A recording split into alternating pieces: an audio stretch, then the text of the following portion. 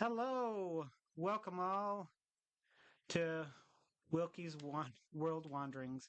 This is the first episode, and we have our guest here, Waldo Rodriguez. How you doing? Excellent. So glad you're here. Okay, hang on. I'm still trying to make sure that I've got the information here right. It should send to. It should go live. I have to.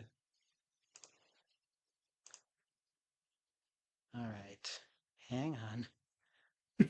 I do apologize. This may take me a second. No worries. It's growing pains. Okay, so that's that. Got that, got that, got that. You would think that I would have this all figured out. Okay.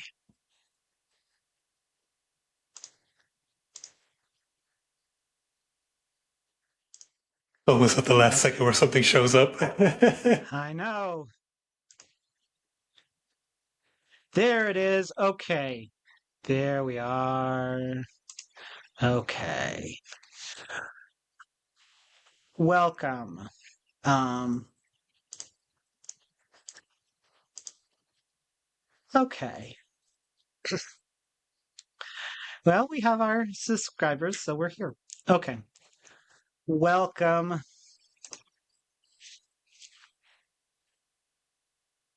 Welcome to Wilkie's World Wanderings. This is Wilkie, and we have our guest Waldo Rodriguez. Say hi. Hi there. Glad to be here. Okay, so let's start talking about your book. Um, if you haven't had the chance,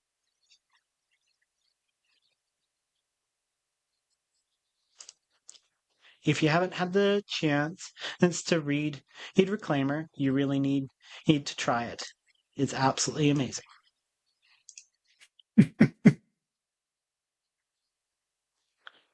And I do apologize. I'm trying to figure out everything.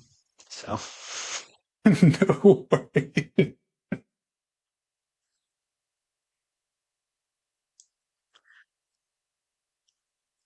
okay. So, the first question and that I have for you, Waldo, is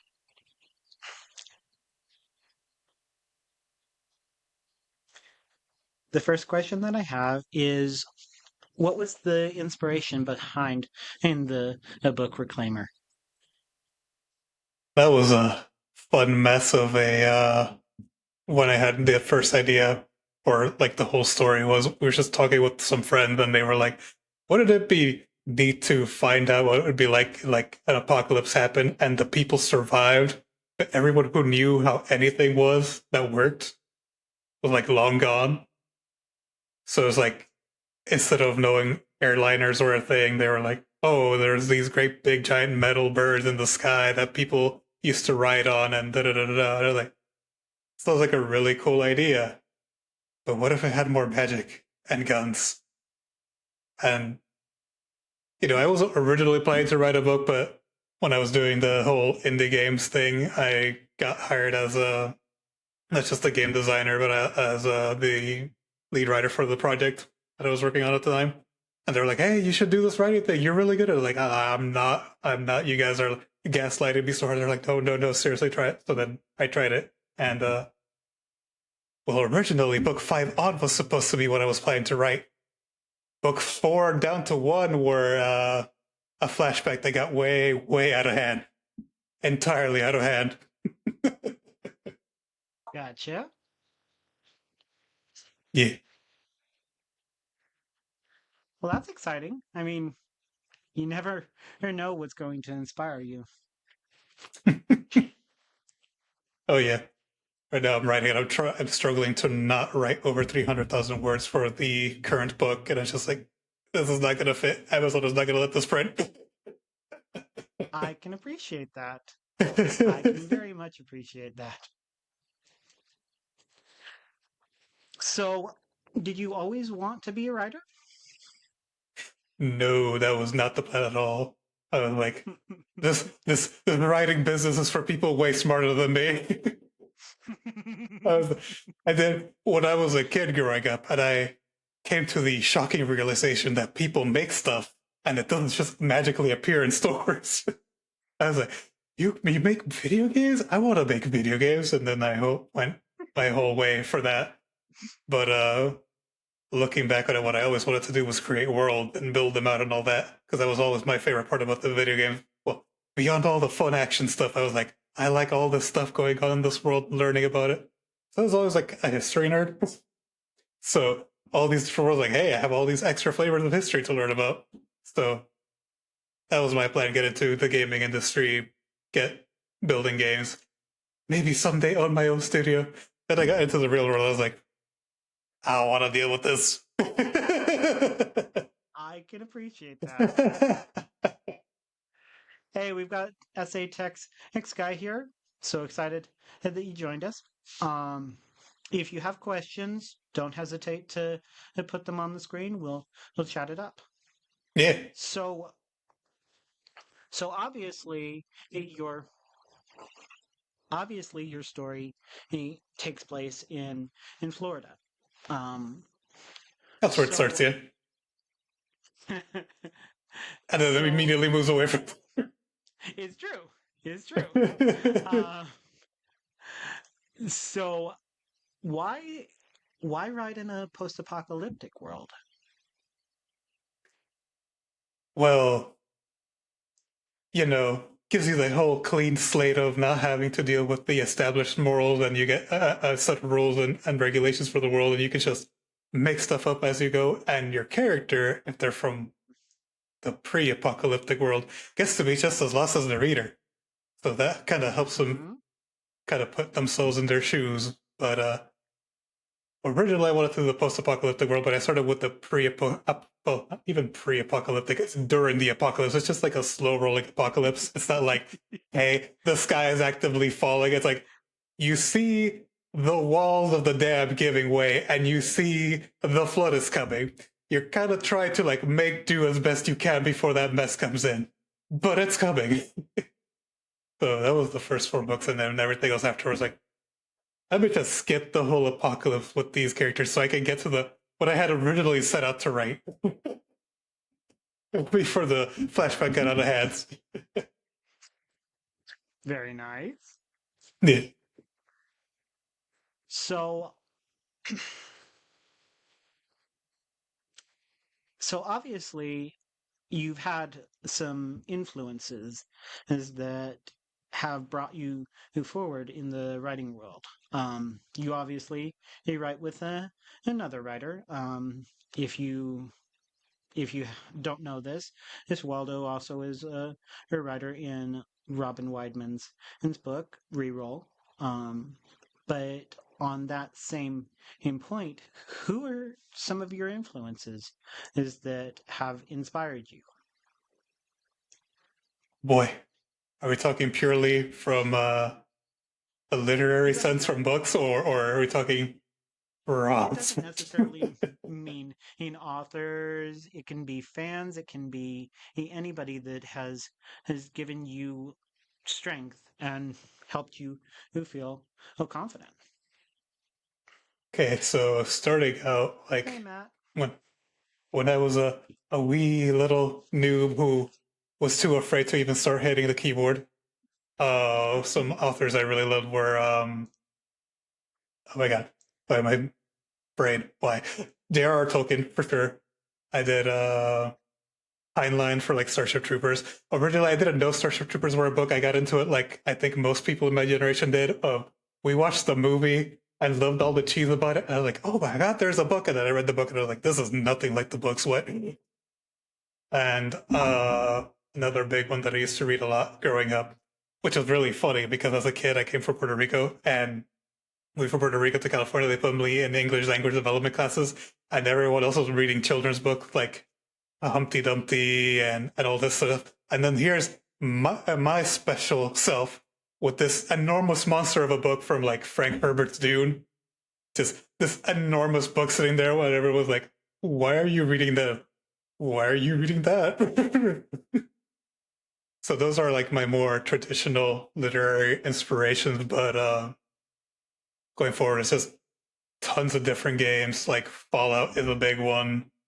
Um, there's all sorts of different ones. I watch a ton of anime. I'm not sure if you've noticed with all the giant robots, but I'm a big fan of Gundam. uh, not sure how into Gundam I can get without getting in trouble. But yeah, lots of different stuff. And more recently, yeah, there's a bunch like Sekiro and Armored Core, like more recent ones that I've gotten super duper into.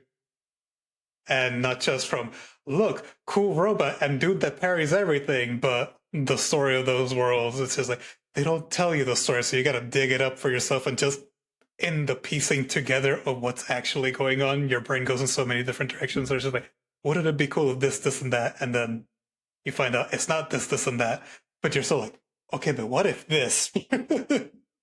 And yeah. And then I get into trouble not being able to finish the book because I just keep adding more to it. I can appreciate that. So, going a little bit into your other book series, Reroll, how did you and Robin and get the opportunity to meet and to be able to co-write together? What is your experience on that? So I actually met Robin through another one of my friends and mentors, Rami Vance. So he was like, "Hey, I like your Reclaimer books, and they're really good. But like, you can do this other stuff. And have you heard of Lit RPG? Because when I originally released Reclaimer, I wanted to do all the Lit RPG stuff, but I didn't know Lit RPG existed. So I was like, man, everyone's just gonna think I'm an extra turbo nerd and a professional of turbo nerds. No one's gonna want these stat numbers or skills or abilities or leveling up or anything. Let me just take all this stuff out." And because I was mostly reading military sci-fi at the time, I was like, I'm gonna market this for military sci-fi. They're like, your stuff would Rabbi came up to me like, your stuff would really work well for this RPG stuff. And I'm like, what the hell is that? I was like, oh, they do this RPG attributes and dice rolls and stuff. They're like, you mean everything I took out the first time around? Yeah. Yeah. And then he introduced me to Robin, and then they explained the RPG genre. And they gave me homework. Like, here's this genre. Here's some books you might want to read. I'm like, I don't like a lot of these, like, pages upon pages of stat blocks, but I like everything else. I think I might actually be able to, like, do this. So I went back, took my series back to the lab, and actually, it wasn't Reroll Online. What was my first time working with Robin? That was actually my second project working with him. My first project with him and Rami was working on Apocalypse Online. That was my first like proper RPG book before I re-released Reclaimer and fixed it up with all the RPG stuff that I had taken out and all the stuff I learned doing Apocalypse Online. As for Reroll Online, they were like, "Hey, I got this series that I don't really want to work with," and that was like Robin telling me this. And they're like, "So you're gonna finish it for me?" And I'm like, "Okay, cool, sure, I'll do it." Sounds like fun. It's in first person. Like, excuse you. I hated first person from reading it or even writing it. It's just like, no. It's gonna be fine. Trust me. It's gonna be a good. At the very least, it's gonna be a good learning experience for you. Like, okay, I'm gonna trust you with it, but I'm telling you right now, I hate reading first person because my brain is just like, no, you didn't. You did not do those things. It's like, dude, I'm not reading about me. I'm reading about someone else in their first person. It's like, and my brain never got over that. And it's even worse when I'm writing it because it's just like, why are you such an absolute liar about everything? Oh my God. And I'm planning to continue the series later. So I'm going to be back into that headspace of why are you lying again?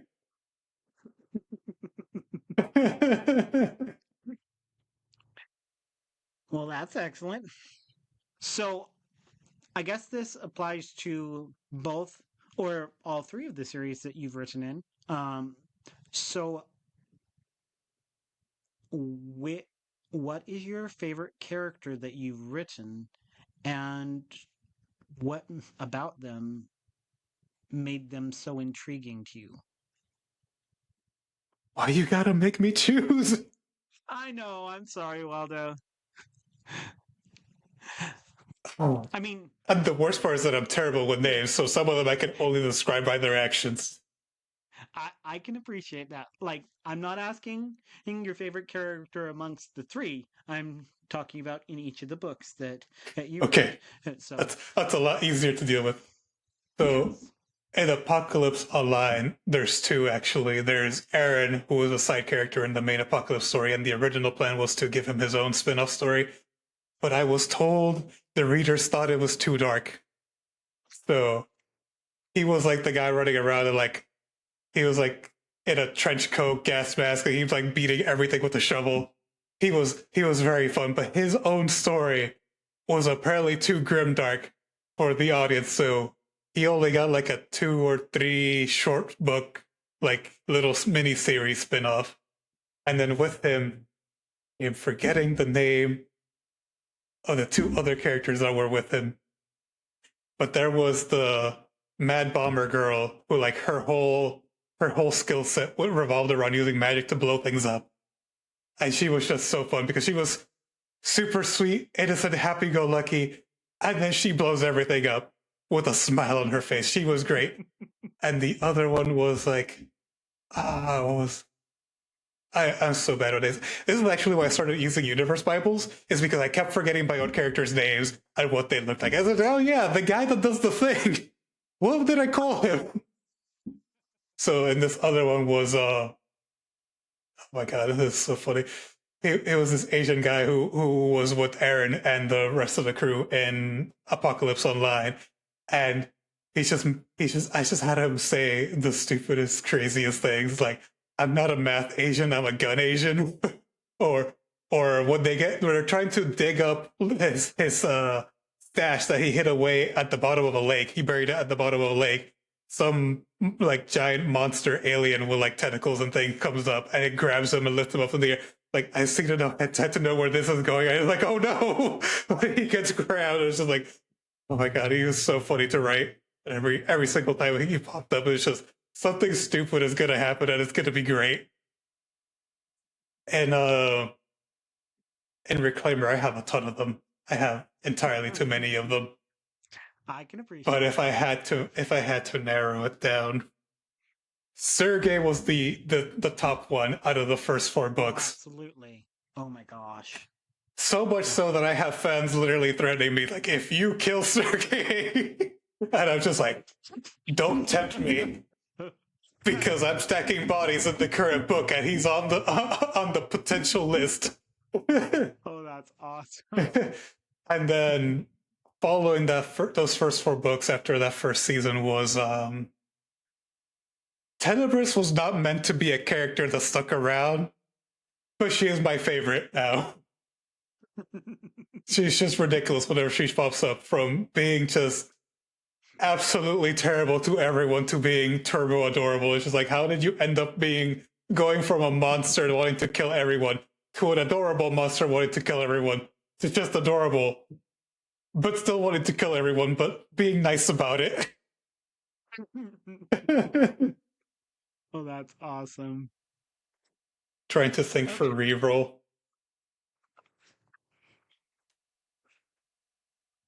You have I to don't think have for a favorite in reroll. reroll. I just had the main That's okay. character was like my main go-to in there, because I think because it was first person I was really struggling like fleshing out all the other characters, because giving them time meant also accidentally slipping a lot out of that first person view, because it's easy to be like, as Billy Bob, I think XYZ about this person, but it's like, it's not really that person. It's like, no, this person is XYZ. But it's like, okay, but your main character doesn't know that. And it's just like making assumptions for them. So it was a struggle for me, this whole first person thing. So I'm gonna tackle it again. So I get some less, hopefully, maybe, possible. I can appreciate that. Oh, but So, you didn't mention, or are you going to mention the Connor Malachi shenanigans?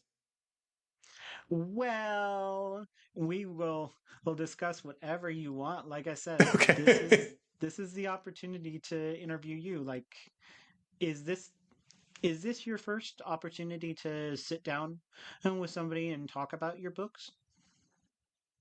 This will be my second interview, or okay, third. The second one was a lit RPG con, and apparently the memory got corrupted, so it never Yeah, saw the light of it went day. bad. Richie told me about that. Yeah, yeah. But So we'll see. technically third time. It might be the first time that I mentioned Connor Malachi in a podcast, though, because I'm public about it. I'm not like hiding that I have a pen name that I co-author under, but it's just like people don't realize it because it's not my weird name on there. Nothing wrong with that. So, moving back to Reclaimer, um, obviously you had to have a villain.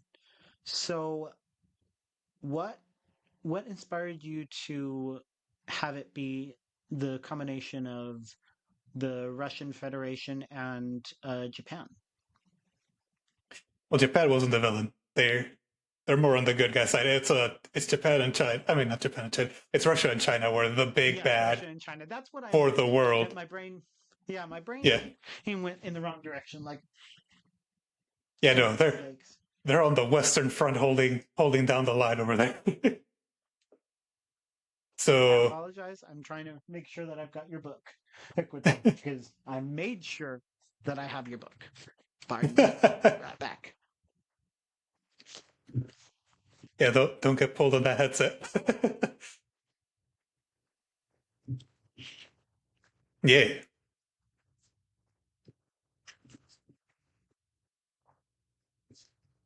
Using them.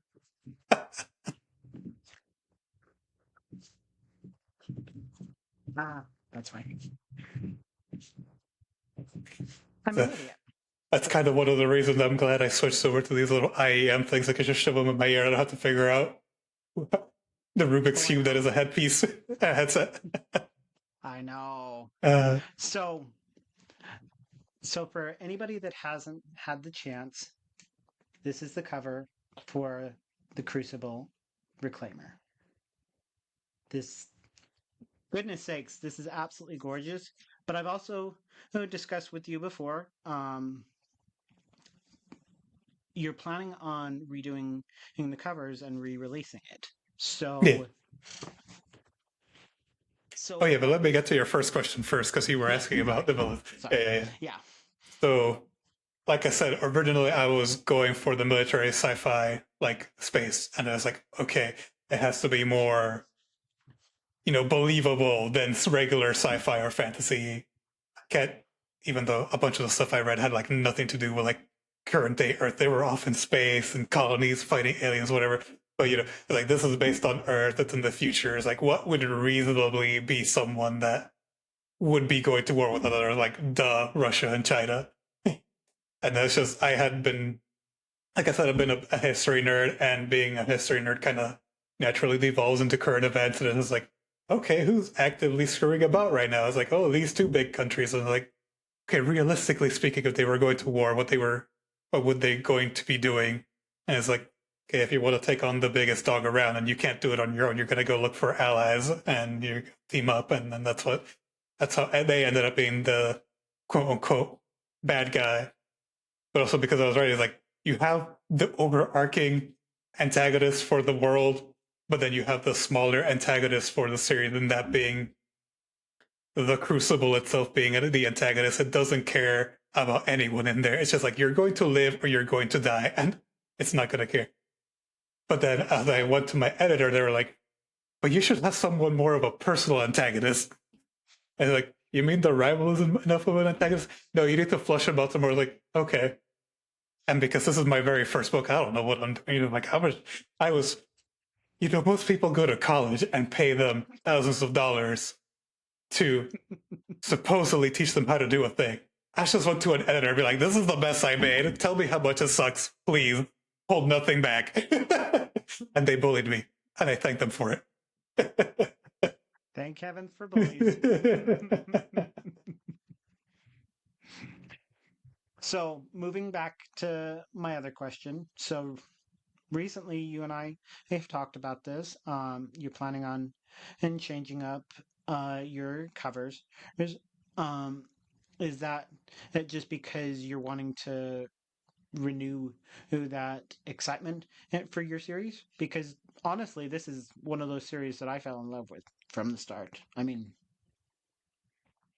Part of it is because indie publishing is a learning experience, and I had no idea what I was doing with my first book cover. Like I have the original one in here, actually. I mean, you give me a second, I'll yeah, go I've get seen it. it. Yeah, Oh, I've you have seen it. seen It's it? beautiful. Yeah, Okay, so but the first one would. I'm sure the audience would love to see it too. Okay, But I'm gonna go dig it out, and hopefully not have a stack of books collapse on me. Give me a second. no problem. So you've been watching in Wilkie's World Wanderings. We're so glad that you're able to join us. This this has been a very interesting in conversation so far. And Waldo, I mean, he's a genius, so don't let him know I told you. Okay, so this was the first book cover, and that Yes. was Oh that was more gosh. targeting the military sci-fi space, so it had to be more super serial business and all that jazz. Mm-hmm. And I had gone on ArtStation because I was coming from the video game development world, and where do we go when we're looking for artists? But they're not coming to us. We have to go hunt them. It's just ArtStation. It's People true. people post a bunch of portfolio work in there, so I went through there and I got this guy, and I went through and reached out to like 10 different artists. He was like one of 3 or 4 that actually reached out to me, reached back. He was also the only one I could afford, but also like what I was really wanting. So it wasn't like I had to go with this guy. I was like, okay, out of all these guys, I'd be happy with any one of them, just even acknowledging I exist. So I went with that. But then for the relaunch, I had a better idea of what I was doing with marketing. I wasn't going in entirely blind, and I was like, okay, this RPG genre exists. What do their covers look like? And then can I push it more going that way? So I did that, but looking back on it now, it still wasn't as on genre as it should have been. So that's why I'm thinking go back and get those first 3 and maybe even the 4th one. It's also a new artist too that I was working with. I was working with Tay Bartolome for the original redo of those first 3 covers. Mm-hmm. And then shenanigans happened. I won't go into all the drama about it, but yeah, I had to find a new artist. So I went through and went digging for another one, and I found Rashad, and he did really great work, and he helped also save the covers that Tay did not do completely all the way. So it was a whole mess, and yeah. So that with the first book that Rashad did for the cover on was really good, but I still had no idea what I was doing for the cover. So it's a kind of weird cover, but it's still more on point, but it's still weird. And then once I had actually hit my stride in figuring out what I wanted for the covers was in books 5 onward. So I was like, okay, now I need to make sure that the whole series looks like it belongs together. So I'm gonna go with Rashad and be like, hey, yo, can we redo all of these? And he's like, yes. So I just need to actually I'm squirreling away all my pennies for the cover of book 9 first, and then we'll throw those first 4 books back through the whole process. Although that book 9 might also become a book 10 because this one's fat, and I'm scared of going back through it. It's because I never just cut stuff like reasonable people with the edit. I just make the book fatter, and then we have to play questionable life choices with the formatting to make it fit. So Amazon will print it. I can appreciate that. So, so we have to ask the subliminal question that every interviewer asks. are you a pantser or are you a plotter? Yes.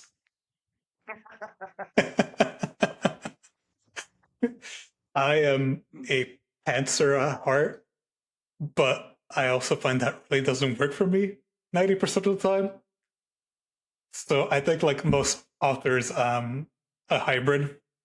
I do the plotting thing in that I need to figure out what I'm doing before I start making it up as I go because it's extremely easy for me to get shiny object syndrome and either want to start on an entirely different story or want to take what I'm currently working on and it's supposed to go this way and I go this way. So I can appreciate that. I'll have an outline that I'll start with a series outline. So it's like, hey, I want either the series to start here and end up here, or I have like with the Reclaimer, I did arcs because I had my original series and then the flashback got out of hand. I was like, okay, now I need to plot out the entire flashback that got out of hand. So then that broke up into arcs. And once I had like the general outline for the series or the arcs, I can go down to the book level and I have a by book outline. And even with all of that, I still end up here's an accidental extra book.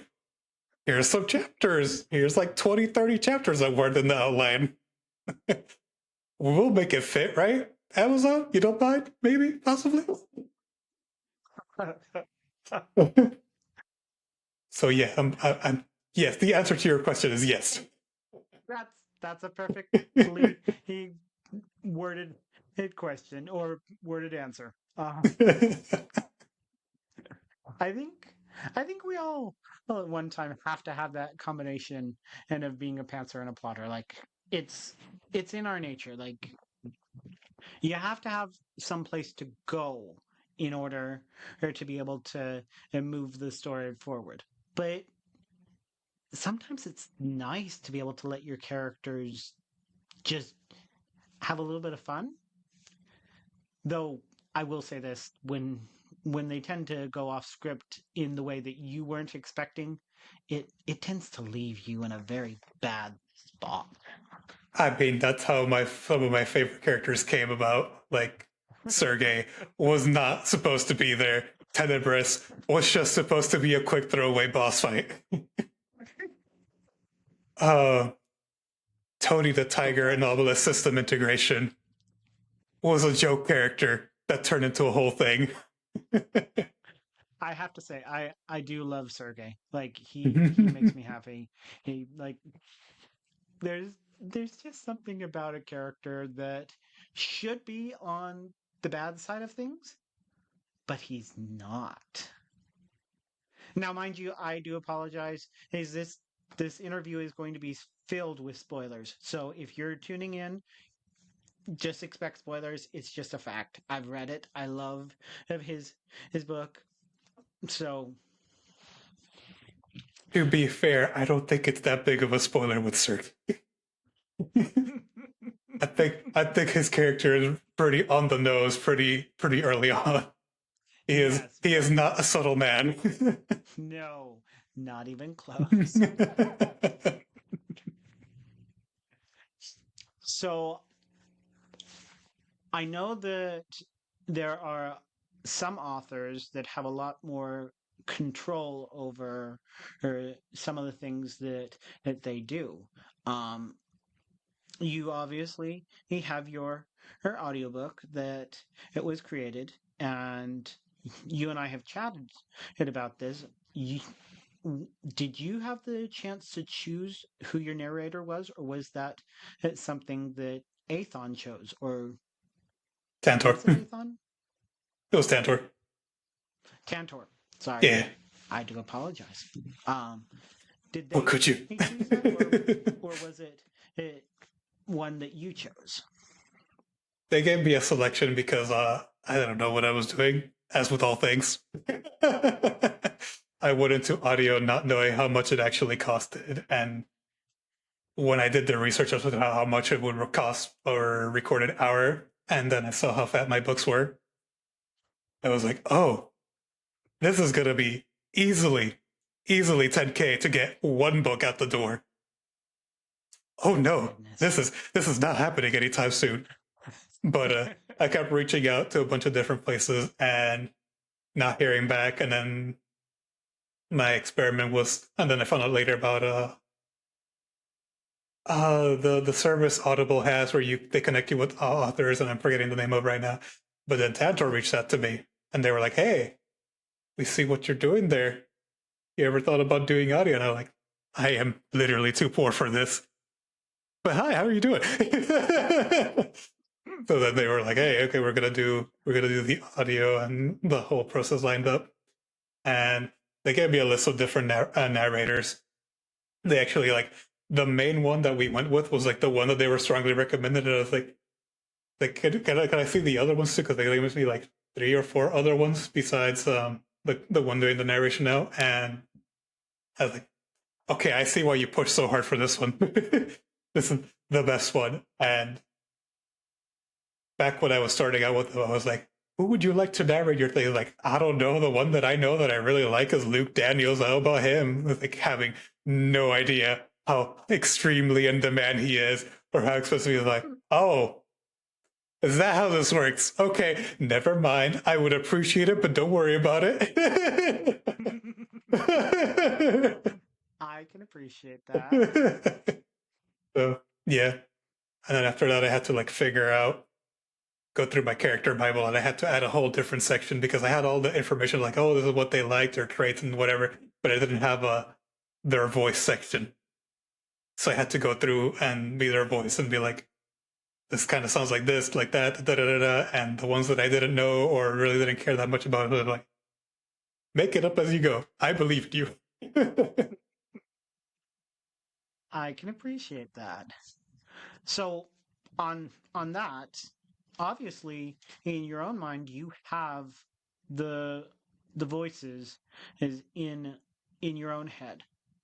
Did they actually sound like your narrator's voice, or were For they the most entirely part, different? Okay. for the most part, they were pretty spot on.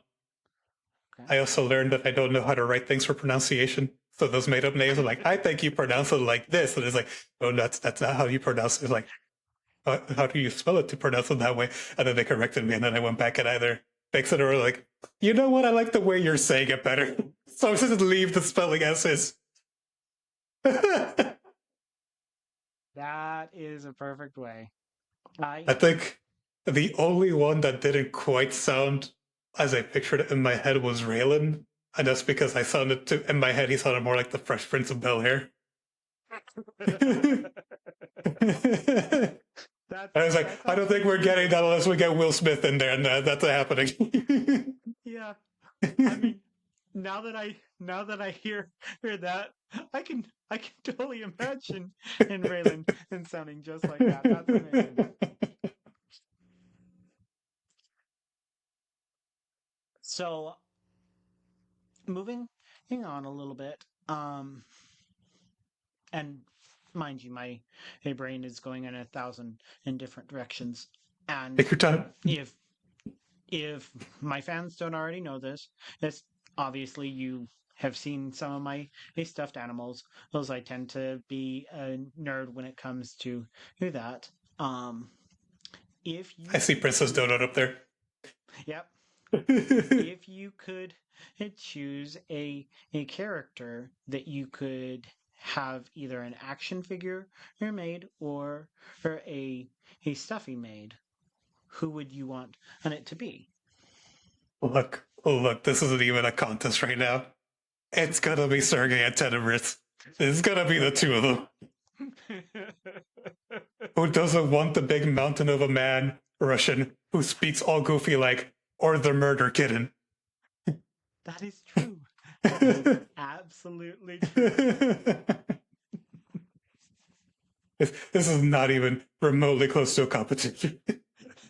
Oh, of course, but I have to ask the question. I mean, if I don't, then I'm doing something wrong. I Um, will allow it.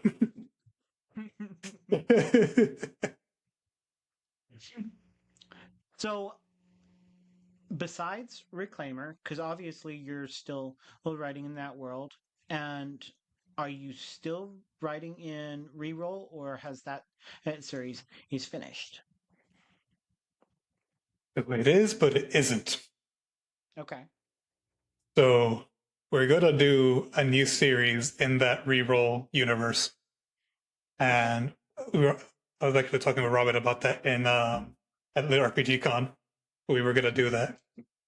It's just I learned over the winter this last year that working on two projects at the same time is a terrible idea, and you should never do it. Yes. I um, so for the Connor Malachi name, it's me and my co-author working on it, and I work with him on Obelisk system integration. We got that series done, and then we were gonna make a different series because like I said, I like watching current events, and they were saying some archaeology group found some did some like satellite scan of the pyramids, and they found some weird contraptions or structures beneath the pyramid, and I was like, what if we did this, but like it's actually a thing, and we build a whole RPG system around it. So we started working on a new series with that. That we got the first book is up on my Patreon right now in the rough, but I'm still waiting to hear back from my co-author from the editor because I am certain that you are aware that raw drafts contain several crimes against the English language, and I think I'm especially good at committing them. So those need a lot of fixing, I'm sure. But I need to get that series done because I started on that one first. I'm finishing the current arc of Reclaimer and putting that on hold for now while I finish the new series and get on the sequel series to New Realm. And then that's going to be following. I want to say about it, but I don't know how much about it we can say other than it's a follow up series. It's okay. Spoilers for now. So we'll Yeah. keep it at popcorn needs to say popcorn. So I'm just going to say that things are about to get a lot more real than they did in the first series. oh, very nice. Yes. So so obviously, we can find you who on Patreon. Would that be under your or Waldo Rodriguez, or is that under Yeah. Connor Malachi? No, that's under Waldo Rodriguez. Okay. Although I do have Um. stuff from Connor Malachi, and then when I get the other series started, it's going to pop up there as well. Okay. That's exciting. The Okay. new Connor Malachi one might actually also pop up on Royal Road, and that'll be my first time on there. Because like so many things about lit RPG that I didn't know about, I didn't know Royal Road existed. And then I was like, oh, so I should post my stuff there after the fact. And everyone told me like, no, you are several books in. Do not do no. that. No. Like once you've got a series out, don't don't go anywhere near Royal Road, especially lately, but that's another subject. Like we won't go into uh, people that choose to steal authors' work and publish it as their own. That would be rude and in every way. And mind you, I'm gonna keep I'll just file that that. under. I'll just file that under signs that I've made it along with fanfics that are not safe for work. Mhm. I actually have a fan on my Discord who was like, "Oh, I was talking with this other author, and they were like, no, don't tell me at all about your lewd fanfics. I don't need to know about that. I'm over here like, give me links. I need to know that I've made it." I can appreciate that. Okay, so so obviously you've told us a little bit about how you came into the lit RPG world. It happened and because of your co-author. Um, so you've made friends along the way. We know that Matt Herman and also writes with Robin Weidman, and we also know that Rachel Cooper and Aoife Y have written in with him. Um,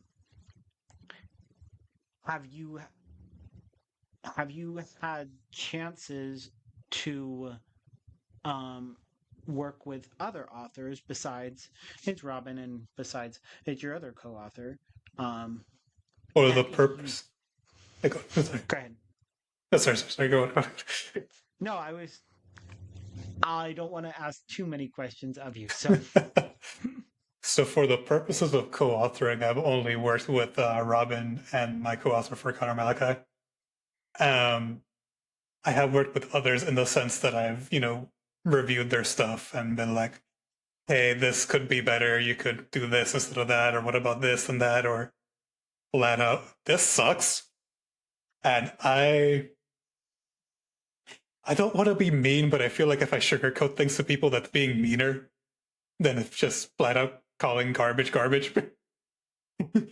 It's like, I want you to do good, and if you don't know something's bad, how am I going to help you get good? So, in that sense, I've worked. I've helped with Aoife and Matt and um, Kevin Doe. He does the Alpha Agent series. He's sent me his stuff, and I've bullied him a little bit. So, yeah, it's just and the purpose and for the capacity of co-authored work, it's just only those two. But I've helped others, and I'm happy to help. I'm just you're gonna have to bear with me because I'm painfully slow at reading. be surprised at how many dadgum arcs I've signed up for that they tell me get it done, and within the 2 weeks that I have, and I'm like, can't you give me like 3 or 4? Because I am a horribly slow reader. Like, That's why I try to reach out a month or two in advance. Yeah. Yeah. But like, yeah, it's part of the problem for me with my reading speed is I can't turn off my editor brain. So I'm always looking for little errors or questioning things like, okay, why did they do that thing? That doesn't make any sense when they just did the other thing. Or they argued against this, and it's just like, I can't just read. And this was before I started writing, so it's like I've always had this problem. Oh, absolutely. So, going a little bit back before you got into writing, you said that you were in the video game world. Were you a designer or were you a writer or in the video game world? I was aware of many hats because I didn't have any fancy degrees. I was just self-taught about, I wanted to do the thing, and I figured I'm going to learn a lot faster if I teach myself because college is crazy expensive, and I'm going to go into crazy debt trying to do this. So let me just figure it out on my own. And when I do try to get the crazy debt, I can breeze through it. So I lucked out, and a friend of mine was like, "Hey, you know about this game design stuff, and you're a likable person, so why don't you come over here and help us for a bit as community manager, and maybe you can sneak your way into game design or something." And I'm like, that is a bold assumption that I am a sociable person. I am a hermit, so I don't know where you get this idea from, but okay. So then they got me into this indie game studio, and I was doing community management. The problem was that people were asking about the game, and I had no idea about the game besides what they knew, what was publicly available. So I was like, boss man, I need some game design documents or something so I can start answering questions because I got nothing. And they're like, okay, you can look at it, I guess. So I popped it open and I was like, there is literally nothing here. There are vague concepts and nothing is spelled out. I'm like, sir, we are doomed if this is what we're trying to build a game out of, especially if it's an MMO RTS. You don't have to pay me, but give me a week. I'm gonna try something, and then you can tell me if I'm fired or something afterwards, so you're gonna worry about it. So I took a week, and I started because I wanted to do game design. I wasn't really thinking about story. I started designing the factions that we were gonna be having and their special units and culture and all that stuff. Well, mechanically, I was doing how they would work and be different from one another because you get a strategy game. I'm thinking StarCraft or Red Alert, where there's an asymmetry between the factions and not just necessarily hardcore rock paper scissors. They do things their own way. But in doing so, I was like, I need to figure out the flavor of these people. So I started pumping out short stories for all the factions, and that's how I accidentally ended up doing writing as well as doing the game design for that. And when I handed it in, I was like, here you go. You're probably going to hate me, but whatever. It's better than what we have right now.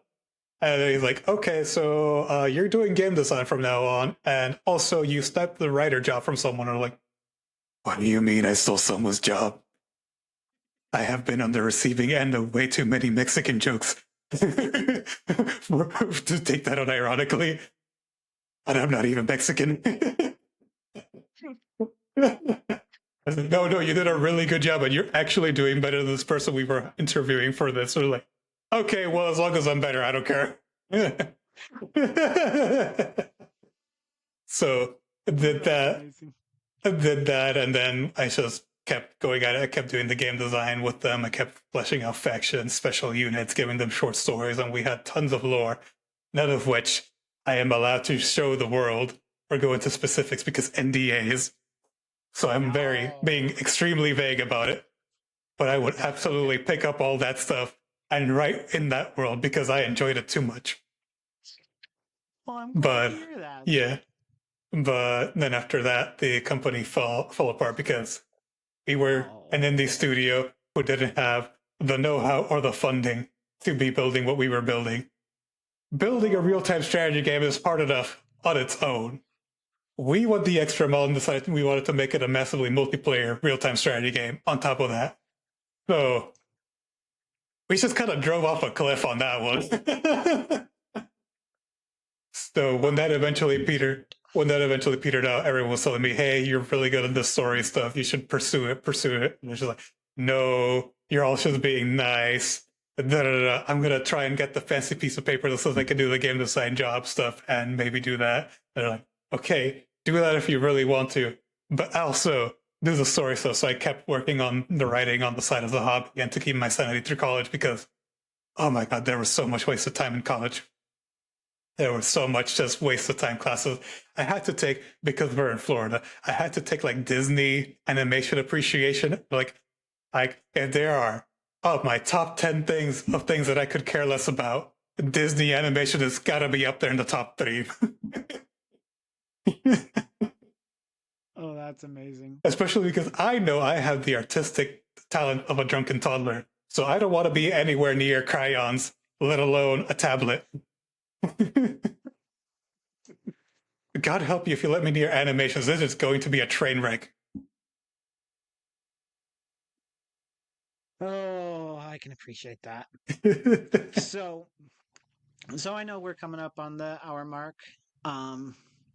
Like I said, and normally I would chat for as long as I possibly can, but I also don't want to take up too much of your time. I want to make sure that you have the time you need. So I'm going to ask one last question, and then we're going to give you an opportunity to share where we can find you, what projects you have coming up, and also any conventions that you're planning to be at.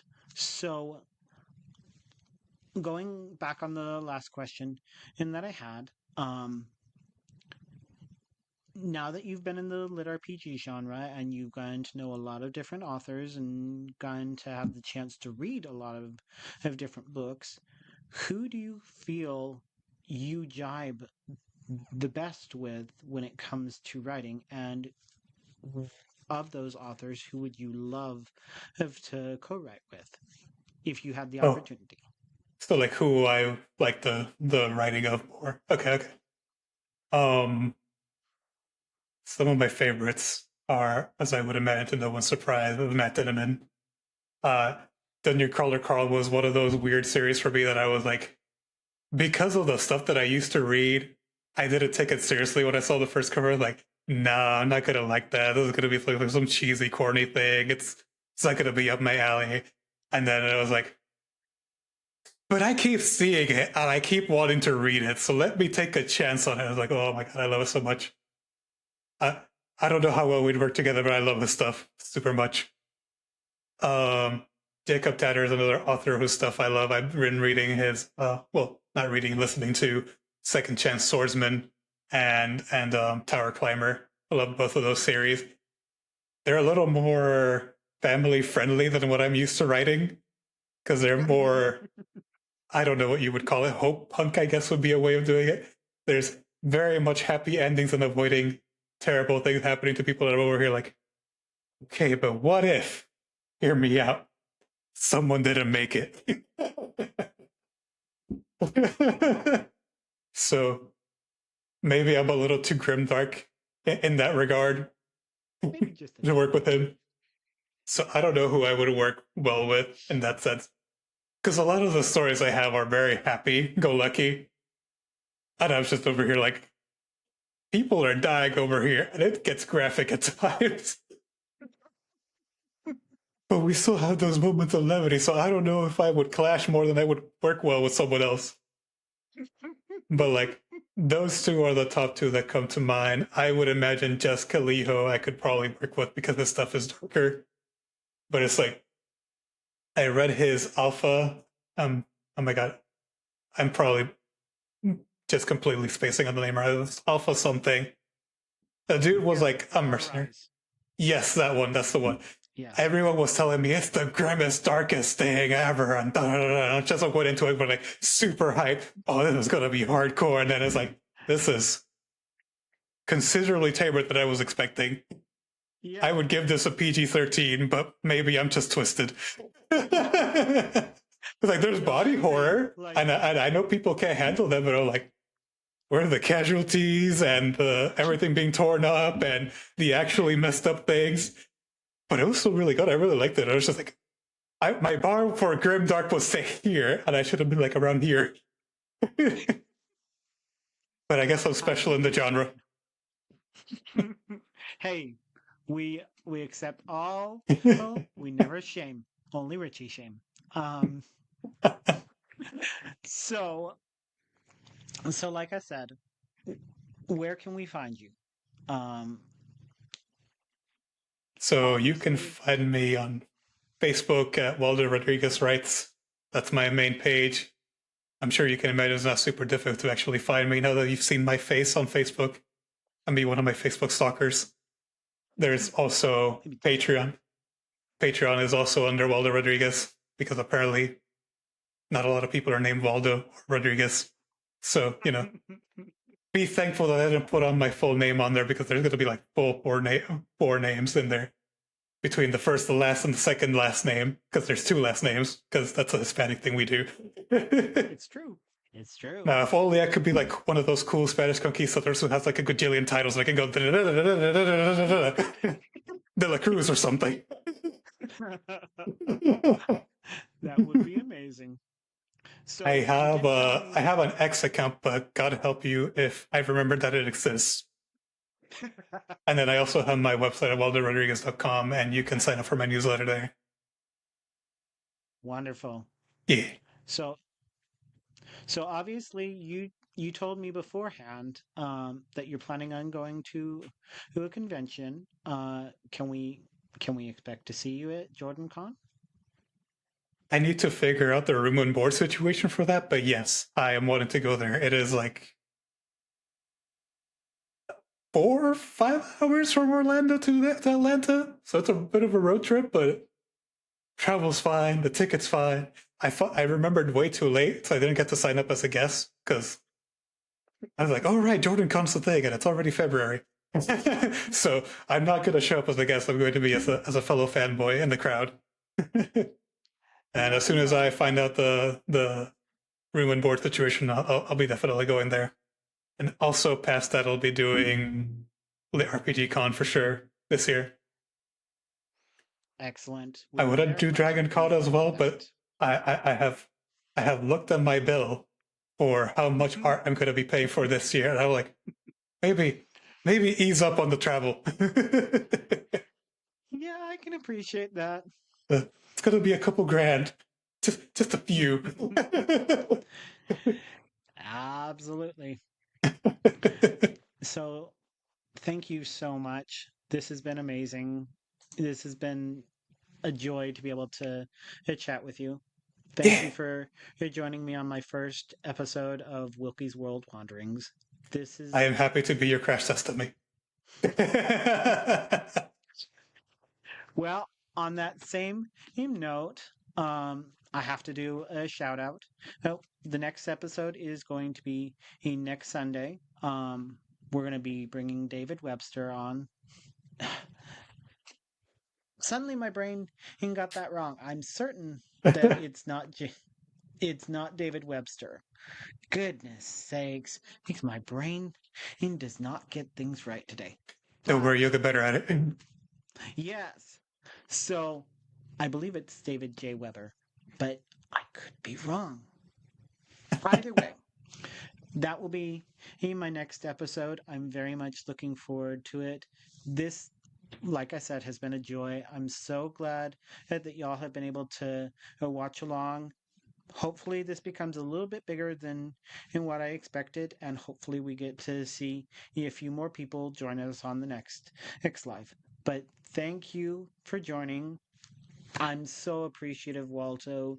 Oh, and of all things I can say, go read Waldo's book. His series, Reclaimer, is absolutely genius. If you are a fan of post-apocalyptic lit RPG, this is one of the most amazing ones. His characters are genius, and you'll laugh your butt off at Sergey. He's absolutely hilarious. Thank you for joining me. Y'all have a great night. Take care.